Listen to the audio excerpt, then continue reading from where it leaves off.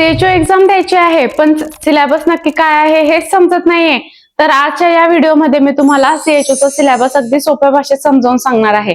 म्हणून व्हिडिओ शेवटपर्यंत नक्की बघा. सीएचओ म्हणजे हेल्थ अँड वेलनेस सेंटरवर काम करणारा हेल्थ ऑफिसर असतो. म्हणून मुख्यतः नर्सिंग आणि कम्युनिटी हेल्थवर सिलेबस डिपेंड आहे.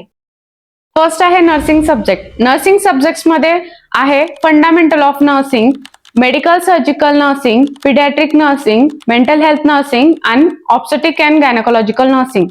यात सर्वात जास्त प्रश्न येतात, म्हणून तुमचा नर्सिंग सब्जेक्टचा स्टडी स्ट्रॉंग असणे गरजेचे आहे.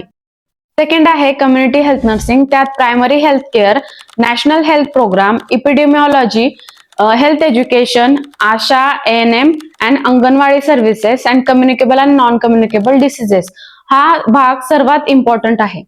थर्ड आहे पब्लिक हेल्थ अँड ऍडमिनिस्ट्रेशन. त्यामध्ये आहे health planning in India, health policies, health indicator and NHM and NRHM. Next आहे जनरल नॉलेज आणि जनरल सायन्स. त्याच्यामध्ये करंट अफेअर्स आणि health related updates. Next reasoning and aptitude. त्यात logical reasoning आणि basic maths असणार आहे. आणि इंग्लिश आणि मराठी लँग्वेजेस मध्ये तुमचं ग्रामर, वोकॅब्युलरी आणि कॉम्प्रिहेन्शन असणार आहे. जर तुम्हाला सीएचओ एक्झाम क्रॅक करायची असेल तर तुम्हाला सिलेबस क्लिअर असणं अगदी गरजेचं आहे. आता सिलेबस तर तुम्हाला माहिती झाला, पण तयारी सुरू करायची कुठून?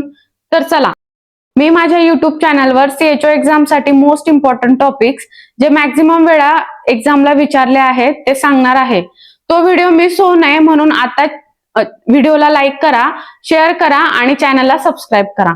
थँक्यू.